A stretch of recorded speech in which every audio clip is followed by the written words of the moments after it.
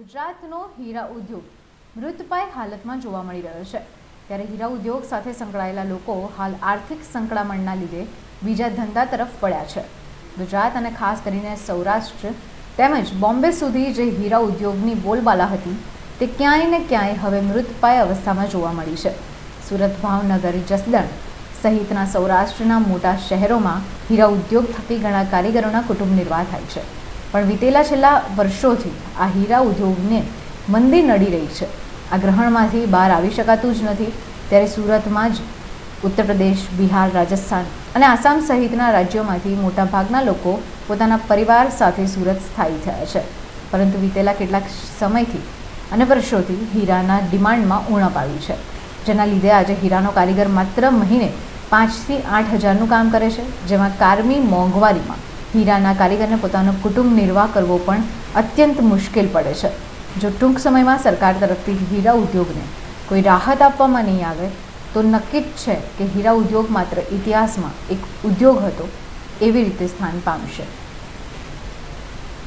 આજે હીરાની પરિસ્થિતિનું તો હું વર્ણન કરવું એની કોઈ સીમા નથી, કારણ કે આજે વર્ષોથી આજે અમે પણ કારખાનું ચલાવીએ છીએ તો 18-19 વર્ષથી પણ આ મંદી અમે ક્યારેય જોઈ નથી, આવી પરિસ્થિતિ પણ જોઈ નથી કે અત્યારે અમરેલી જિલ્લો, ધારી તાલુકો, આ બધા જે ગામ છે, આ શહેર છે બધા, અને એમાં પણ અઢળક કારખાનાઓ હતા। અને અત્યારે હું તમને એમ કહું કે પહેલાંના ટાઈમમાં ચલાલાની અંદર 48 કારખાના હતા। આજની તારીખમાં ચલાલાની અંદર 6 થી 7, 8 કારખાના જ છે। અને પરિસ્થિતિનું નિર્માણ એવું થઈ રહ્યું છે કે વર્ષોથી જે હીરા ઘસુ રત્ન કલાકારો કામ કરે છે, અત્યારે કારખાના બંધ થતા જાય છે, તો એને પણ ક્યાં જવું?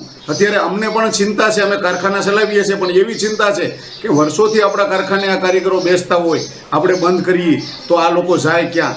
જે તે સમયે જે હીરાની મજૂરી અત્યારે આવે છે 25 રૂપિયા, 23 રૂપિયા, એ મજૂરી એક દિવસ 35 રૂપિયા, 38 રૂપિયા મજૂરી આવતી હતી।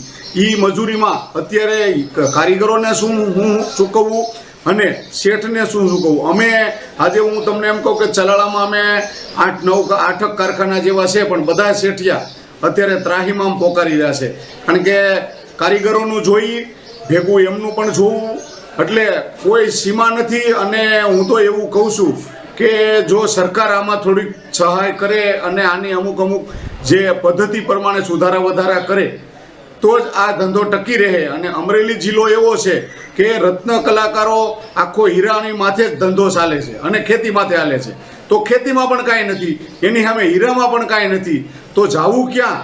આ પરિસ્થિતિનું નિર્માણ થઈ રહ્યું છે।